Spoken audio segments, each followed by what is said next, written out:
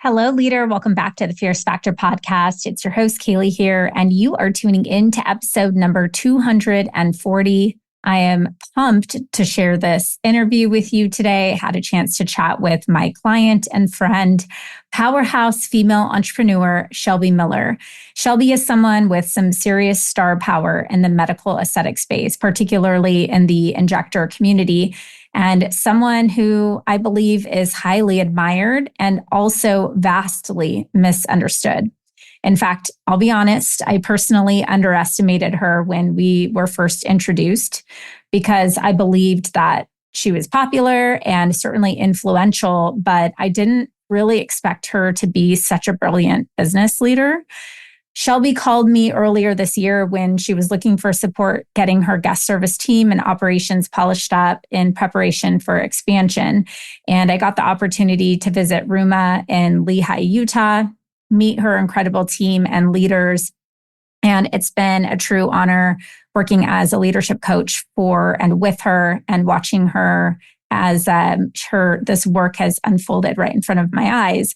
A mentor of mine used to say, game knows game. And I think Shelby and I had an instant mutual respect that transcended the business because we are both totally aligned on what it takes to grow personally in order to advance to higher levels of business. And I'm talking doing things that most people won't do.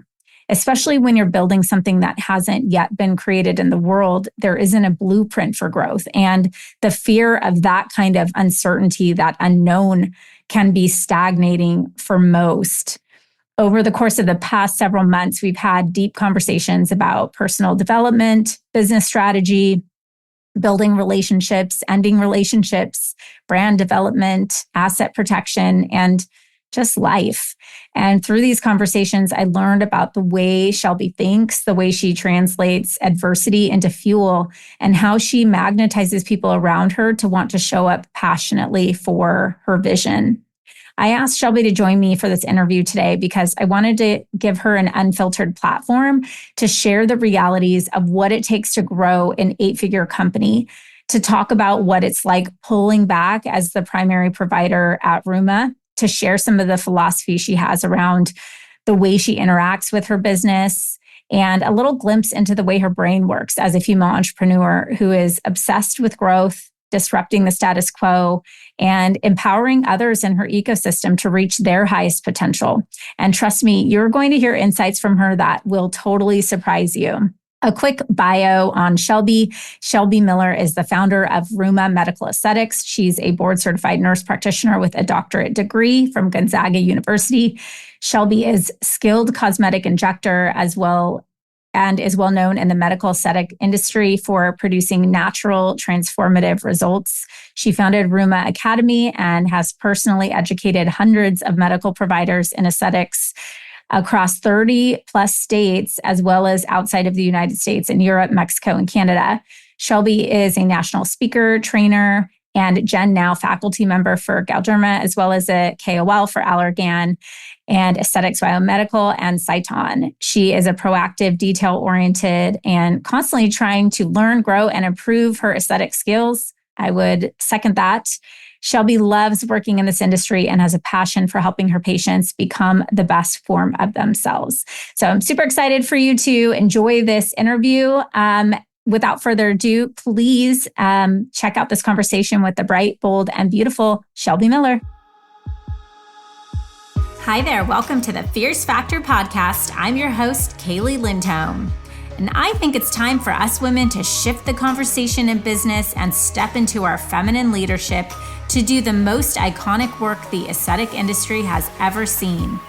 Each week, I'll be bringing a powerful dose of strategy, sarcasm, solutions, and sass that will rev up your creativity and ignite your brilliance as you link arms with me along our shared path of personal and professional growth in 20 minutes or less. Let's go. Hi, Shelby. Hi. Super excited to have this chat with you today. So it looks like you are in your office today, tuning in straight from RUMA. I feel like I see you on the road a lot. So tell me what you're doing. I came in for the good lighting. Oh, it's podcast day. I like it. I was going to film it in my basement, but my 3-year-old would not comply with that. So No, sure. we're here, ready for some fun. Thanks for having me. No, totally. I'm totally excited to just have, honestly, like a off the cuff kind of chat with you about business, about how it's been for you growing your business as a mom, as a leader in our industry, how you think. I just want to tap into the brain of Shelby. So for those who have been living under a rock and don't know much about you, why don't we start by just telling us about you and your mission at RUMA? Just let's start kind of high level. Yeah. So I own RUMA Medical Aesthetics, and we started the practice about 6.5 years ago.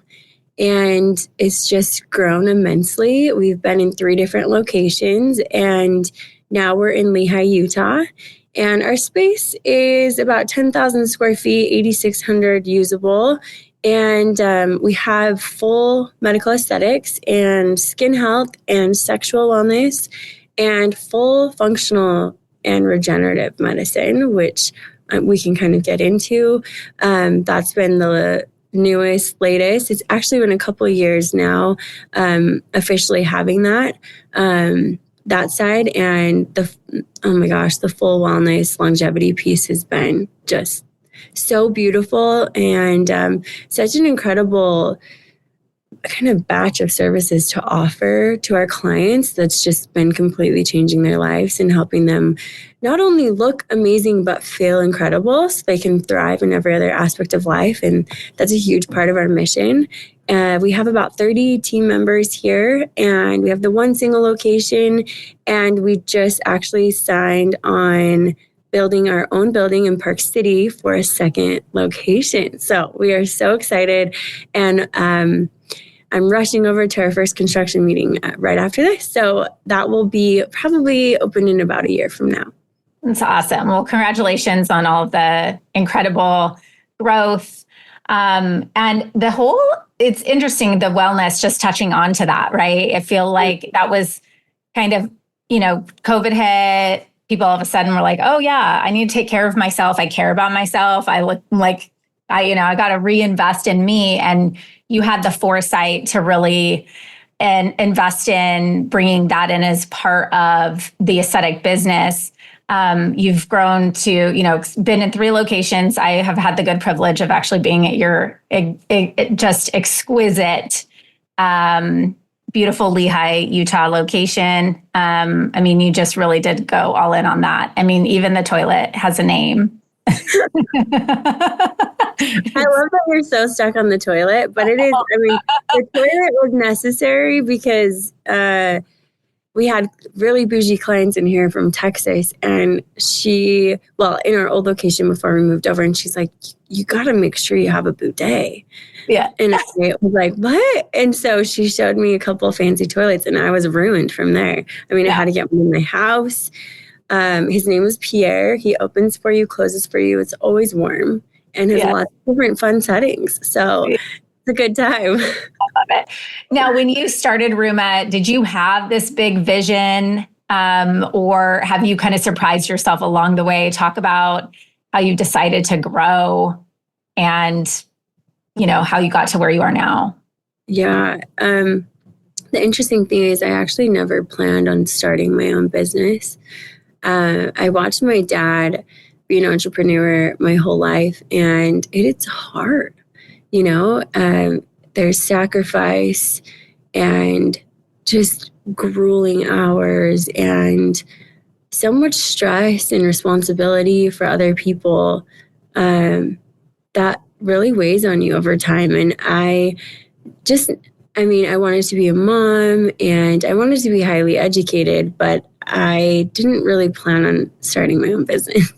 It just kind of happened. I was working for a practice and realized that our core values were not in alignment. And 10 days later, I started RUMA. And I think when you kind of align yourself with your passion and things that really fulfill you, it just kind of propels you on this path. And the amount of growth that we've seen is pretty wild. But I think it's because we're helping our patients, feel incredible, and we're creating a safe space for them. And they share with their friends, We build a team that has an incredible culture, and people want to work here, and it's just grown. So I've totally surprised myself with the growth, and I've tried to be intentional about the growth. I think we can kind of get into that too.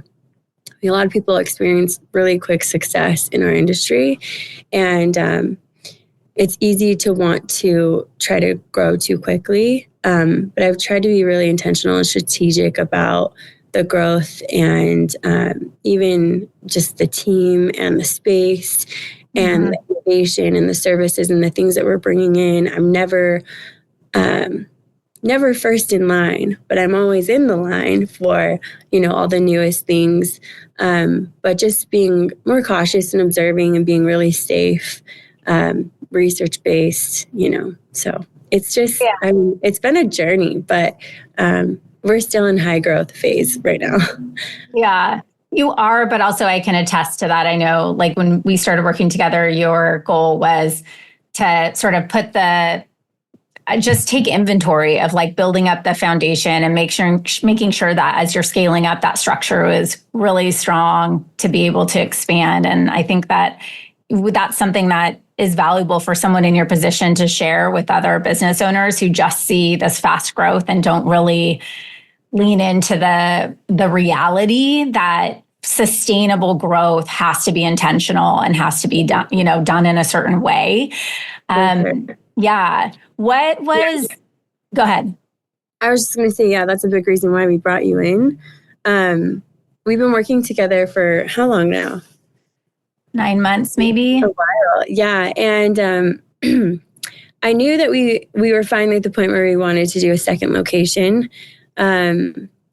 But I've seen so many practices just completely flail when they try to do this.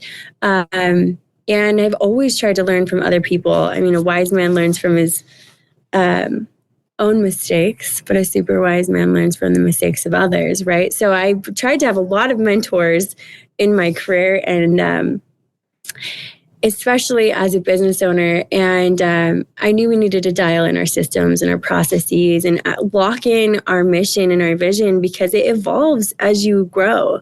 Our mission, vision, values are different than they were day one, and that's okay, and you have to kind of learn to roll and pivot and make some changes. And I think what our business has evolved into, especially with your help, has been pretty beautiful the last 9 months. Our leaders are stronger. They have more autonomy, and they trust themselves more. And it's been really, really great. Yeah, that's something that I've always been impressed with about you, is when obviously I didn't know this about you until I got to know you personally, but you believe so much in growing leaders and empowering leaders within your organization. And that's something that I think is one of the hardest lessons for a business owner, to realize that it isn't always about the 10-step process or what you see. It's about like how much you invest in leaving, almost like spilling yourself into all of the other people that can grow and build your business for you. And you've done that beautifully. So kudos. Yeah, we've talked about that a lot. And there's been a lot that's helped me. Kaylee has really helped me step back in clinic and work more on the business instead of in the business. And that's kind of tricky when you have a bank of 4,000 patients who only trust you, quote unquote. So really trying to instill that trust into the other providers that you've built and grown within your team, so you can have more time and freedom to do things that you want as a business owner, but also to be the CEO, be the medical director, be the innovator and the dreamer. So yeah, a couple of things that have really helped me with that is really kind of dialing in our patient base and kind of the 80-20 rule, and seeing the patients that are loyal, that are doing, full face treatment plans, that are seeing multiple departments, and who have seen me for a while. And those people tend to be our top 15-20% clients. And they're the ones that trust you and listen and kind of do the full plan. And so that's really helped, just being more strategic about patients that I've actually been seeing. But for, really helping our leaders grow, I love that book, Buy Back Your Time. I know we kind of talked about this, but something that I had a conversation with one of our leaders yesterday, where it's the kind of the 1-3-1 rule, because I think you can get so caught up in so many of the little kind of nitty gritty kind of issues, and your leaders will come to you with this plate full of problem salad, right? Where you have the salad and the meat and the vegetables and the potatoes, and there's just all this crap, and you're okay, and they're venting, and it's okay, and they're just so I've kind of sat down and I'm hey, we need to start doing this 1-3-1 rule again, where you bring up a single problem, one that actually needs to be solved, because a lot of the little things will kind of work themselves out, or already are, or you're giving them time. So I need you to bring, when things like this happen, you need you to bring that one major problem that actually needs to be solved, and I need you to come up with 3 realistic paths to overcome that problem. And then I want you to give me your single recommendation. And I'm telling you that most of the time, I'm going to go with what you recommend. And I've had this conversation with my practice manager, and she's just been handling things like a boss lately, ever since probably the last 6 months or so.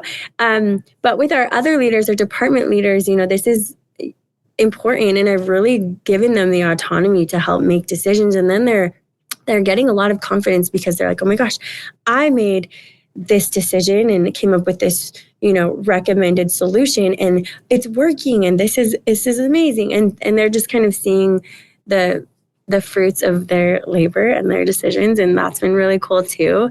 And that's, something that you've helped me with as well.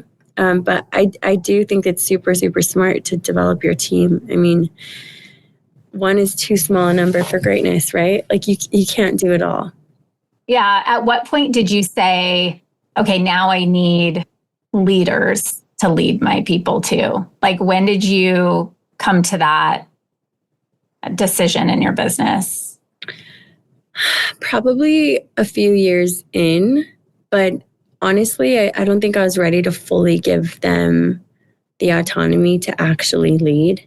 They were still kind of a middleman to me. And I think in the last probably year and a half, I've really learned to give up a lot of control. And that's something I've had to work on. But I don't know, I think my dad always told me as an entrepreneur, he's hey, Shelby, if you're going to do this, you're going to do everything 120%, because that's just who you are. But as you grow, as you scale, that's not sustainable. You won't have the life that you want to have if you try to do everything yourself. Yeah. So he always told me, the second someone can do something 80% as well as you, or with 80% of the passion, you let them do it, because 80% done by someone else is 100% amazing. If you're burnt out and not able to do any of it. So I would say the last, about 5 years into my business is the point where I was okay, this is not sustainable. I'm going to burn out. I need to start really trusting my team. And that's when we had some really big shifts. I brought in some stronger leaders. I was able to, feel comfortable with that financial risk of bringing in some really high quality people. Because in the beginning, you're scared to pay people big salaries. At RUMA, we have a lot of performance-based compensation. So if, you win, I win, the business wins, it's everyone wins, with all of, really kind of strict KPIs, quarterly bonuses, and really clear goals that we're all working towards. So that's worked out really well too. Sounds like your dad's been a big influence in mentorship for you and growing your business. Is he somebody you go to routinely for advice? Yeah, I think for kind of like the high level business decisions, he's been a really great mentor. Not very familiar with our industry, but I think once you learn to run a business and you learn to run it well and build a team, you can kind of do that in any industry, right? And I've kind of got that serial entrepreneur bug now, and I have 3 companies now, and we're starting another one. So I don't know what's wrong with me. It's just a constant. Okay, we'll have to touch on that in a bit too. Okay, so a lot of really great success. What has been one, or what's been the biggest lesson that you weren't prepared for in growing your business? Oh man, I think in the beginning, I started this business as a medical provider, not as a business owner, and not as a leader. There's no school for that. At least no school that I went to. So I honestly, it's more been learning about myself and really working on self-development, and along with developing the team. But I love Jim Rohn's quote where he says, your level of success will seldom exceed your level of personal development, because success is something that you attract by the person that you become. And I'm definitely not the same person I was when I started RUMA. And I'm proud of that. I've done so much work, because you have to learn to not be reactive. You have to learn to give people grace. You have to learn patience. You have to learn how to discipline yourself, how to manage your time, how to prioritize. And I think, in the beginning, I was kind of not forced into it, but I felt like forced into it. Like this was my calling. I need to do this, because nowhere I worked had the same core values as I did, with safety and innovation and quality and culture. And it just didn't exist. So I'm like, well, I got to create it. And readiness is not a state of circumstance, right? It's a state of mind. And I was ready, and I just dove straight in, and I've learned so much along the way. A couple of things I really wish that I did earlier was invest in a business coach and someone that could really help build the back end of the business. As far as protecting the business, because I got into a couple of situations where the business was not protected, and that's a much bigger problem now with 30 people on my team, and I'm supporting 30 families, and I have a lot of responsibility to take care of my team. And so legally, if things are not protected, that's a problem. So I would have navigated that and consulted with, attorneys and had a business coach probably earlier on. But I feel like that's just, part of it. I think some of my greatest failures are now some of my greatest lessons. And I can look back and honestly say that has made my business so much stronger and me stronger as a person. So now anytime like something comes at me and it feels like this just massive mountain, I just really try to take a step back and look at it like a hill. I'm like, not a mountain. It's just a hill, and we're just going to roll over it, and it's going to be fine. And it's funny, a lot of my team members that have been with me since day one, they're like, Shelby, you are so much better now at being less reactive. Like, you handled that really well. Like, we had all this retail expire because we had an issue with our inventory system, and thousands and thousands of dollars. And our team was like scared to tell me. And I'm like, guys, like, it's fine. We'll just donate it. And everyone was shocked at how you just learn to, roll with things. And every time I'm like, it's a hill. It's a hill. It's not. Yeah.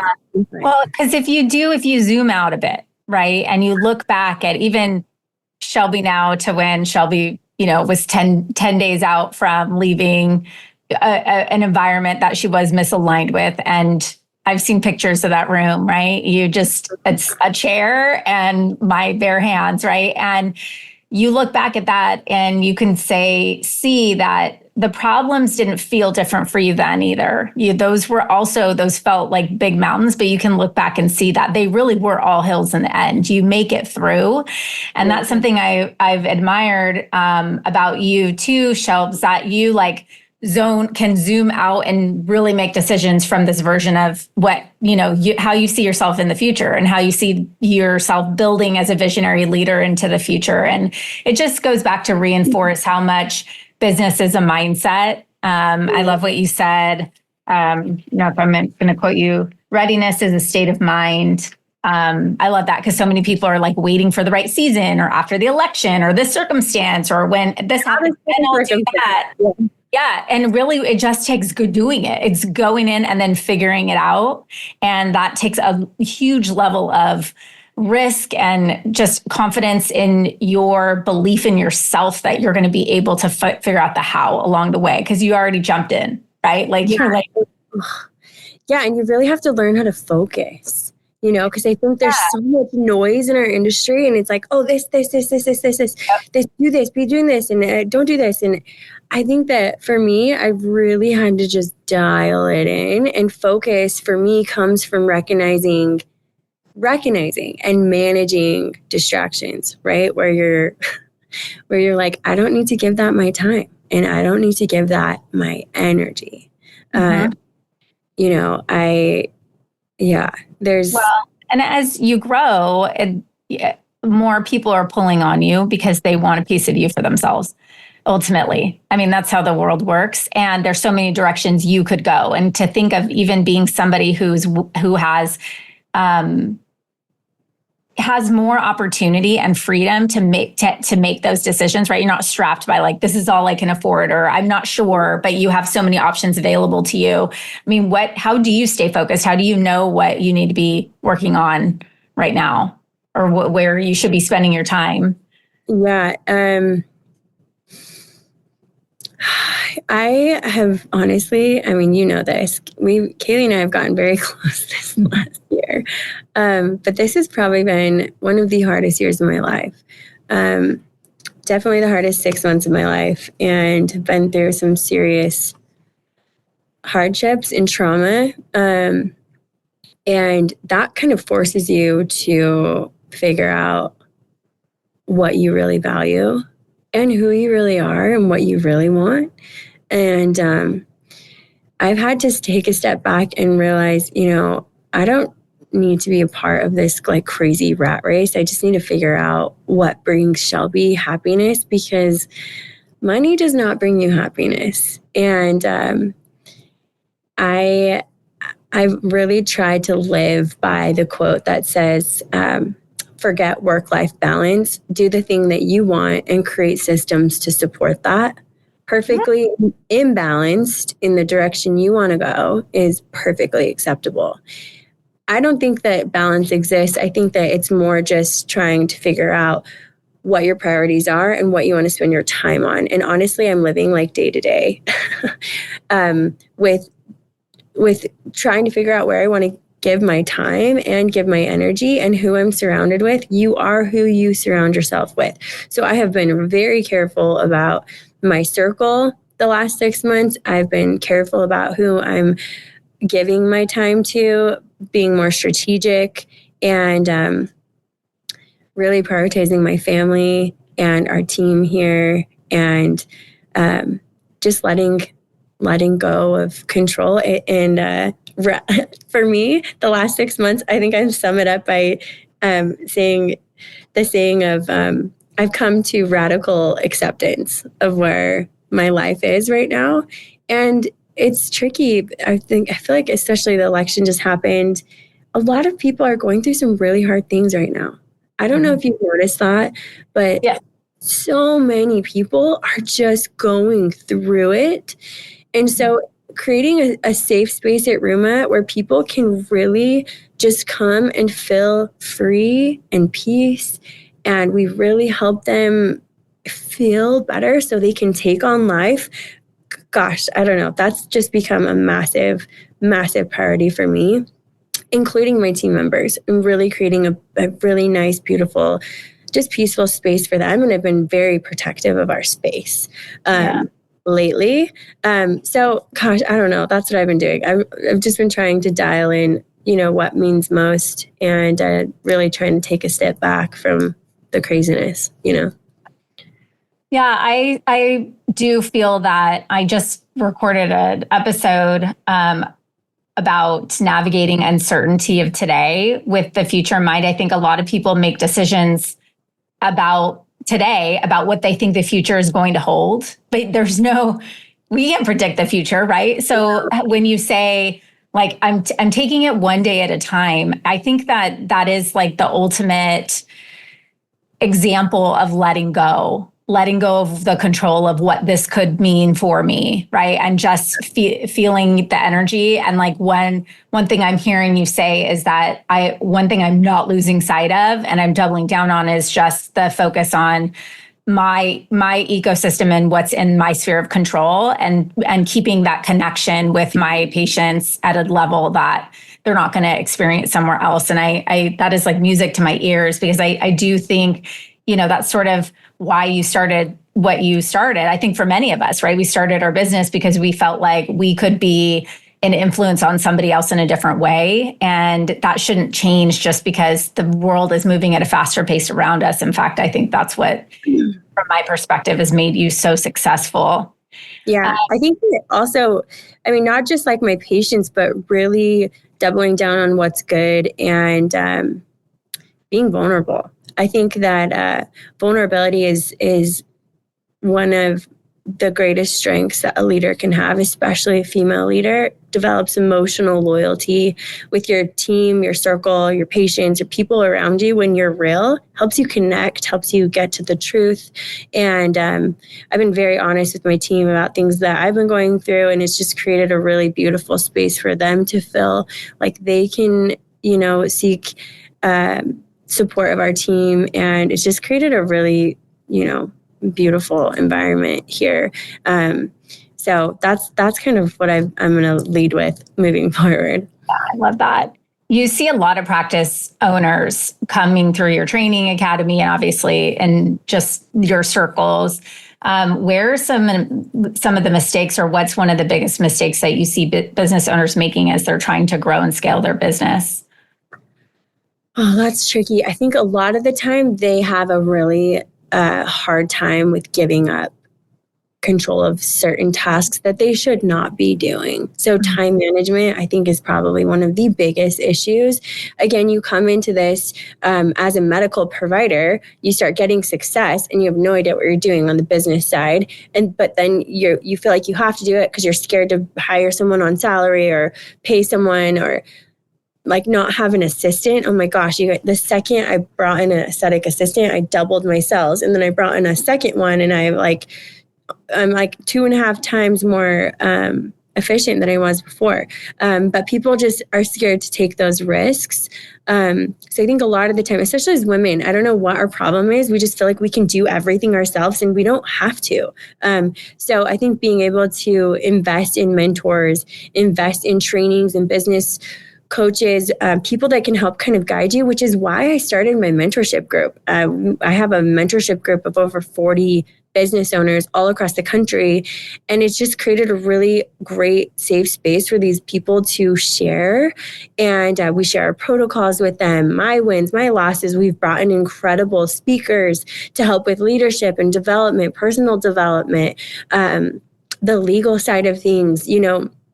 Join a group like that and let other people help guide you. You don't have to learn from your own mistakes.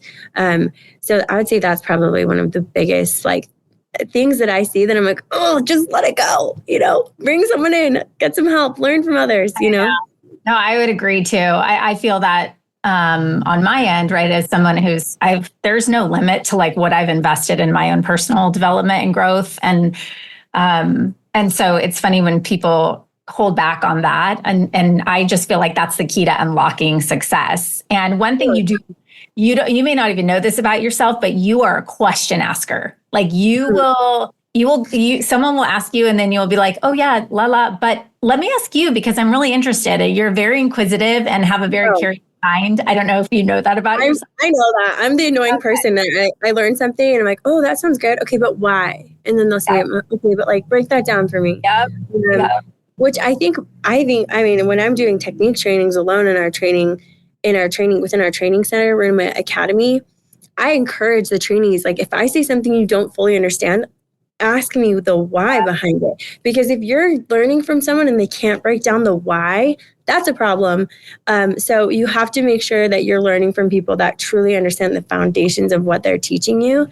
And it's so funny. You have to be inquisitive, and it's just sad when I see these business owners trying to do everything themselves. I think that everyone like seems so busy all the time. You're watching social media. People are going to all these places and doing all these things, and everyone just seems so busy and all the time. But I've learned to not mistake movement for productivity.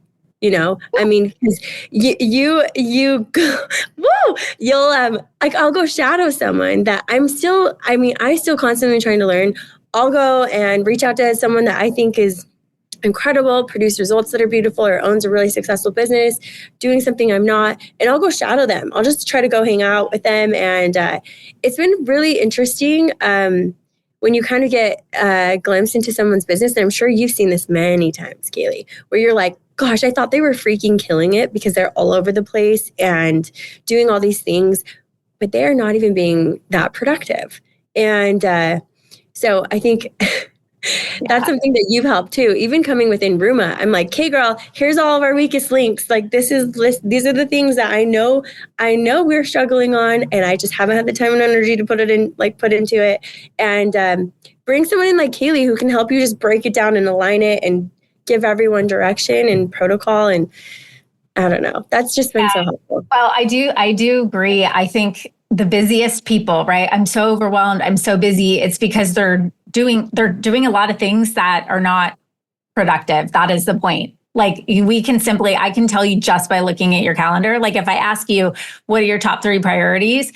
I know you could rattle them off. Most business owners, when I ask them that, it's the priority of today. It's not, my focus is growing my team. My focus is on visionary planning. And my focus is on, building my regenerative medicine division. Like those are all you need to be doing. Everything else. So look at your calendar. Are all those things, are you spending the majority of your time working on those activities? Most likely no. Or I'll ask, like mentoring your team is your number one priority. Let's look at your calendar. How many hours this week do you have scheduled mentoring your team?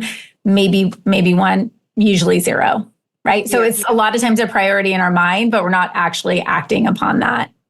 Yeah. So I want to talk to you about something I'm really interested in, just learning more about how your brain works in this way. You're definitely a clinical trailblazer, one of the first medical aesthetic practices to not only introduce wellness in our space, but also research and integrate regenerative medicine, which we kind of touched on, and the functional medicine side, and bringing all that together into this like holistic model. So I want to hear more about that. And I'm most interested in hearing about what is being the first require of a market leader? Like what's that resistance been like? What has that process been like for you? What are some of those things that, if I want to be someone who's, which you say you're not first, but a close second, then I'll give you that. Because I think you're taking first to do it well. Yes. Yeah. You're taking, certainly. Okay. So talk about that. Like, let's talk about how do you think through that process? Okay. That's such an interesting question. What does it take? I think it takes a healthy taste for fear and risk and chaos. Because if you're bringing something in new, there's always risk involved. There's lots of research. There's education. There's getting your team on board. And I think this is something that honestly just lives inside certain people. And it's something you could probably learn. But I've learned a lot about my childhood the last little bit. And early childhood adversity builds the muscle to handle the chaos of certain like startups or certain new like big shifts or new things that you're bringing in. So if you think about a lot of your friends who are really successful entrepreneurs, they've probably had a pretty chaotic childhood. I grew up with two other brothers who were heroin addicts and kind of a crazy home, in and out of like rehab and prison, jail. My parents were trying to keep them alive, and I became independent very quickly. And I wanted to make them proud. So I did all my homework myself, graduated with a 4.0, first one to get to college, first one to get any higher education, got a doctorate degree. But I think I've really had to dissect that and try to figure out like what in me is doing all of this. But I think that most entrepreneurs are addicted to chaos. And that was their normal as a childhood. So when things feel calm, it feels foreign to them. Or when things kind of seem status quo within my practice, it makes me uncomfortable. Like I want something else. Like I want something new. I'm like, things are going really good right now. I think we should bring in this thing. I read about it and I'm going to fly to LA and go try it at this crazy Korean med spa because I think that it might be cool. That's literally what I'm doing this weekend. We talked about this. Like, I think we sometimes create problems to solve them. Yeah. You know? So, hence addiction to the chaos for always looking for the next thing. And you also just have to be able to deal with a high level of uncertainty with a level head. And I think that's why I have a healthy taste for taking calculated risks. I'm not unsafe by any means. I typically am like the first one to try something on myself or my husband. Way more careful about demoing things before we bring it in and offer it to patients. Obviously, a lot of research, but I think honestly, that's what it stems from. That's the answer to your question. I think it's just something that was driven into me throughout my childhood. That's amazing. Yes, I would say like getting to know you, that's all of it. The calculated risks, you ask a lot of questions, you do your homework, and then you jump in the deep end. And then you make it work. Like you build the floaty, like you build the plane as you fly it. But you're in, you know that it's pointed in the right direction, and that like if it goes down, there's a backup plan kind of thing. It's like, like our jet. We have a vision jet and it's like that thing goes, but worst case scenario, we just pull the parachute and it floats the whole plane down. You know, we always have a backup plan, but like we're taking a really big risk. And we're okay with it because we've done all the R&D to jump into it, you know. I love that. So let's talk about, I'm curious how you see, how you envision, or your perspective of how your leadership style has evolved as you've scaled up the company through a team. Leadership. You mentioned that your team notices that you're less reactive. So that, one is one thing I've recognized in you is I see this as a hill, right? So like I see that, and then also just your willingness and desire to face things head on. That's something that's kind of unique in the way that I know experience with women that I work with, where they kind of try to avoid the tough conversation as long and as much as possible versus going in. What about for you? What are some of those things for you? Yeah. Anytime something big happens, I feel like I have become much more mature enough to control my own emotion. And if someone does something that's like insulting or rude or inappropriate, I always try to assume the positive and actually sit them down. And this happened last week. We had a situation, sit them down and say, are you okay? Really diving into that person and trying to figure out what's going on with them, because typically it's just a projection and a reflection of things that they're going through.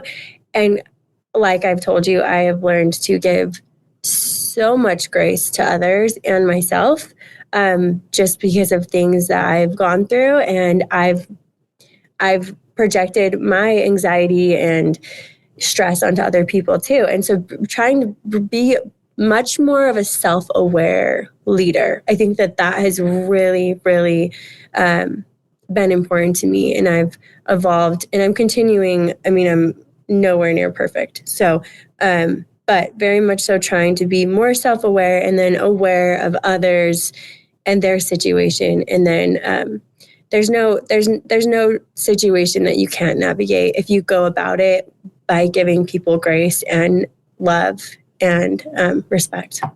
Mm-hmm. That's beautiful. And I think a lot of people are scared to ask that question, because then what do they have to do with it? Right? When you pull a team, one, you have to actually create the container of time and space to bring that employee in. And then you have to have that conversation with them. And then you have to be willing and prepared to take action regardless of what that answer is, right? It seems like a simple formula, but it's much harder than I think most of us realize until we are faced with that situation. Yeah, right. It's so true. Yeah. And you have to be able to recognize your ability to handle that or not as a leader. And sometimes you need to bring in someone else who can hold space for your team members and do that. Our practice manager is awesome. Sometimes it needs to come from me, but she can handle most of that now.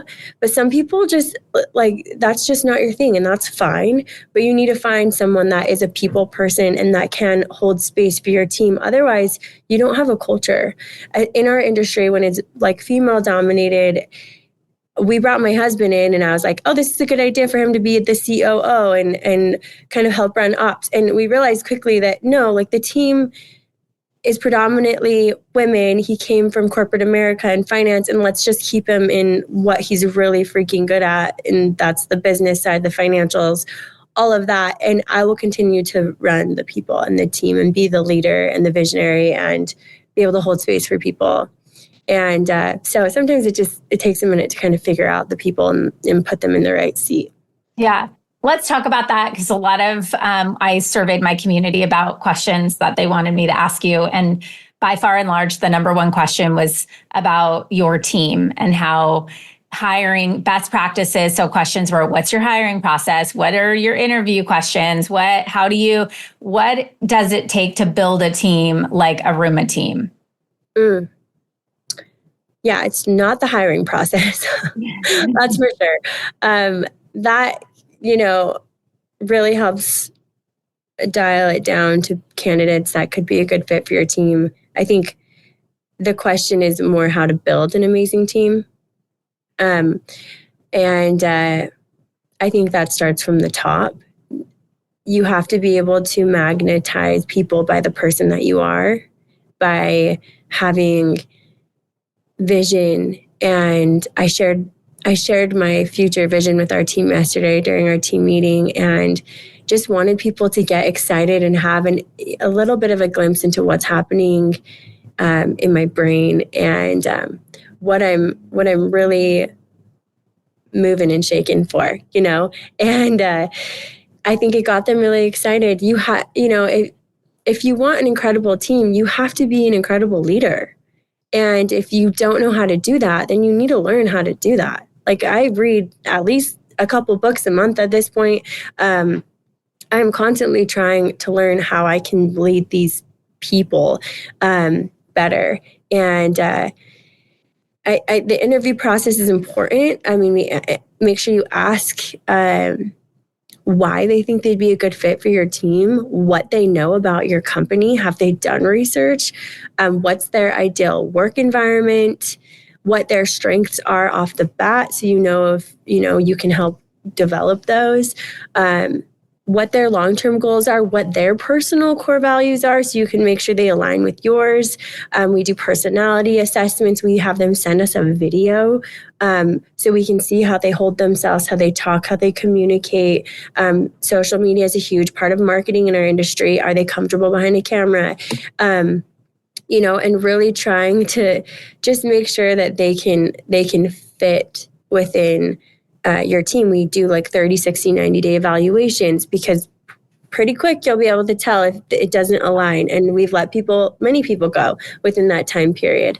I'm not super quick to fire, but I'm very quick to correct and do a one-on-one and give some very direct feedback. And if they can't take feedback, then they don't belong on our team. Yeah. In our one-on-ones at RUMA, we do monthly one-on-ones with every team member. Department leads run it. And we ask them for feedback for their team. Like, give us some feedback for your team, give us some feedback for your direct leader, and give us feedback for the ownership. Like, Shelby wants feedback. She needs feedback, and it's a requirement. Like, I need you to tell me how I can be a better leader, what else we can be doing for you, so we can help grow and evolve and move towards, what your long-term goals are as they're aligned with RUMA's. And so if they can't take feedback, that's a big problem. But that's actually created a really great culture, because as things come up, we're able to navigate, pivot, make, transitions. And, that's just a little insight into our hiring process. Did I miss anything, Kaylee? You know our hiring process really well.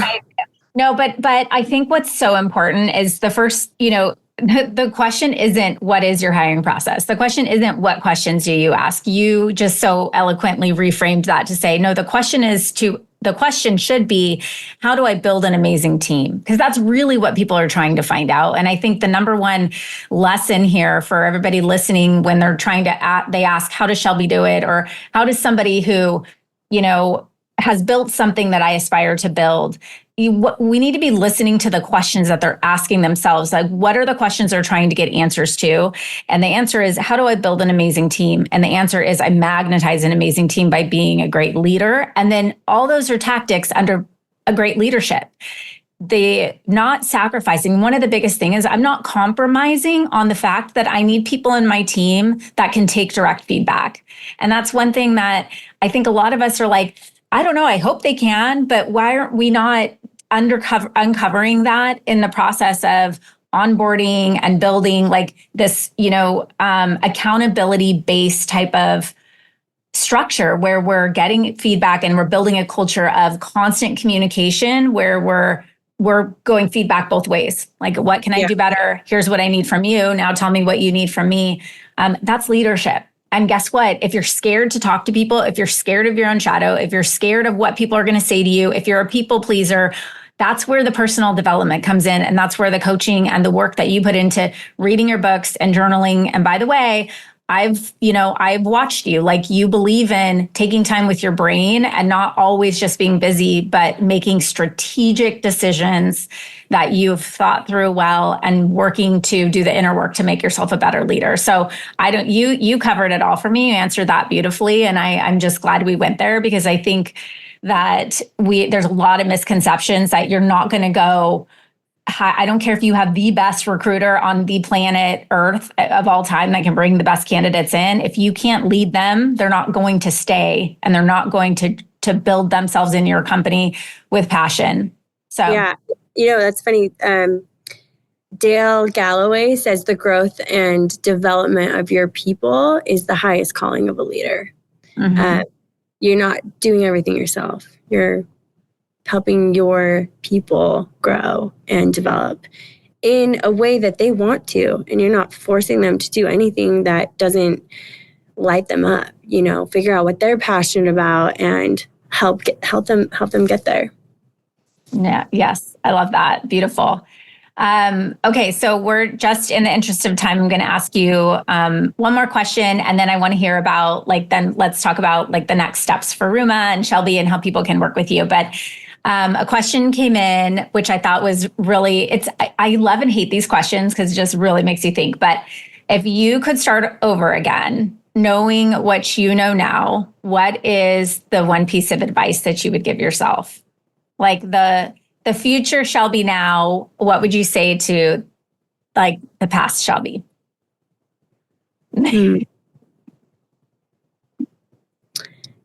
I would actually the biggest thing that I would say is to trust yourself. Trust your intuition, because that's such a powerful tool that we have. And I think that in the beginning, I tried to, look at what other people are doing and listen to other people and what they thought was best, and even like family and friends. And I think just trusting myself and knowing that I have the innate power to make my own decisions and to create what I want to create, I doubted myself a lot in the beginning. And I think that a lot of really successful people do, because we have imposter syndrome and we feel like we're never good enough. Mm-hmm. And definitely one of those people. But I've really tried to turn that into my superpower and realize that, if you never feel like you're good enough, you're always trying to be better. Mm-hmm. And that's kind of amazing because you're always learning and you're always evolving. And I think that's a superpower. Mm-hmm. So I've really tried to learn to trust myself. And I think to do that, like, you don't have all the answers, right? You need to gather information and try to learn from others, have mentors, but gather information and then, make your own decisions and go with it and trust yourself. Yeah, that's beautiful. And I know we've had in our little group too, that, just conversations about sometimes you get to that point where you're looking around and you start to feel uninspired because you're like, for some reason, I just don't see it being done the way that I feel like I want to see it. And you, I think, can question yourself, like, well, what's wrong with me? But instead, if you trusted yourself and saw that as, no, this is my calling to go in-source that and build something that hasn't been built, that's really like what you're saying. That's what I'm hearing is you can listen to what you want and you don't have to do it the way that it's been done or the way that other people tell you to do it. Yeah. Yep, exactly. The biggest gift, like, as our female intuition. So, yeah. So let's, yeah, no, I love that. So let's wrap up with talking about all your businesses and how a quick, just, pitch on how women or men or how people can come and work with you and be a part of the RUMA and Shelby ecosystem.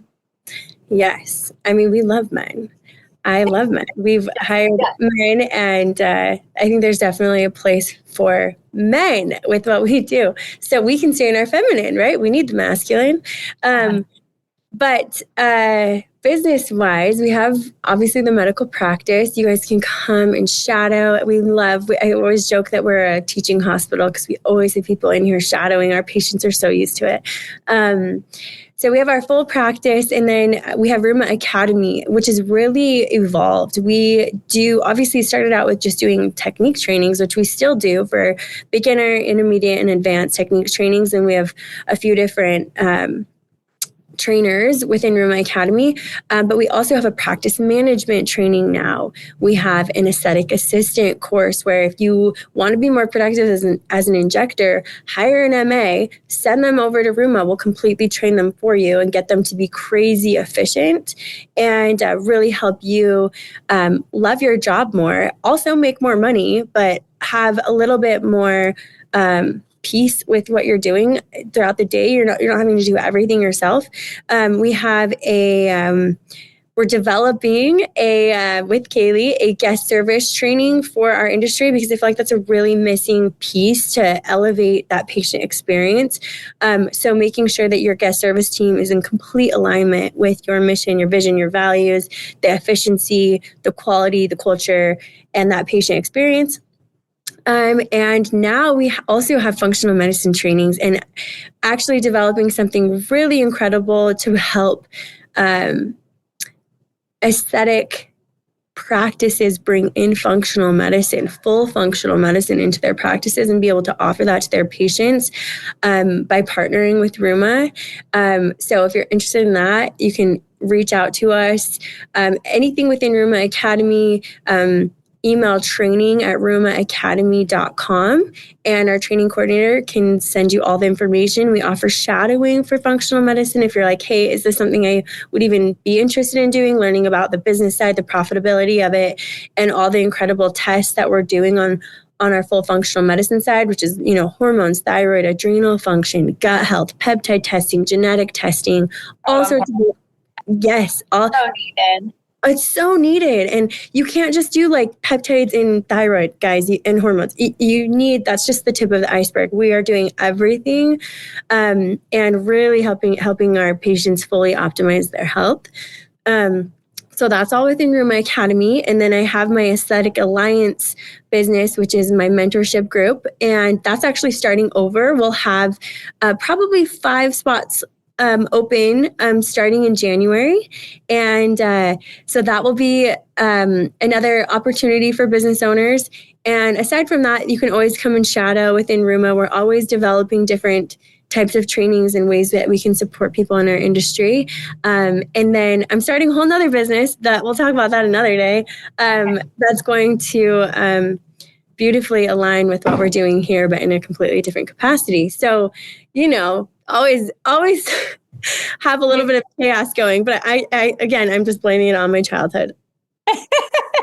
The earthquake of Shelby. I love it. I'm like, what fault are we on today? But no, it's beautiful. But listen, I love your zest for life. I believe my mission here is to squeeze every last bit of juice out of the lemon. And I think that is the gift that we have as in this lifetime is what can we build? What can we create? How can we impact other people and encourage and inspire, empower them to live their best life? And I see you doing that on a daily basis. And even in the face of of tremendous adversity, so it's just been a pleasure working with you and getting to know you. And honestly, this has just been a really, I think, a valuable conversation for many reasons. We kind of went all over the place, but mostly to just break down those barriers and have an authentic and vulnerable conversation about what it takes to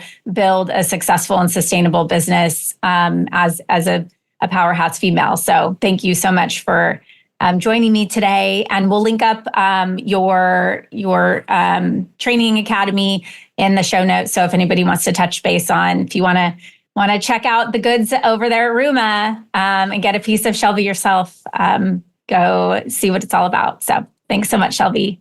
Thank you, guys. Thank you so much for having me, Kaylee. You've been such a blessing in my life. So thank you for all the help that you've provided. Listen, leader, if you're vibing with me here, hang tight, because I have a brand new resource for you. You are a successful, confident, powerful woman who just isn't into being average. No, you have a calling, and part of that calling is requiring you to level up. And I know that if you're working to cross the next $1 million milestone in your business, you need to be in the right circles. And perhaps that's why you found us. I'd love to invite you to join The Blueprint, a weekly resource for inspired, provocative thinkers who are taking this conversation to the next level. Get access to free business tools, podcast supplements, guideposts, and direct communication with me and my expert team. And of course, a masterfully curated circle of women making big moves and disrupting the status quo in aesthetics and wellness. You can link directly through the show notes or head to klcconsultants.com/blueprint. It's time to elevate. See you there, goddess.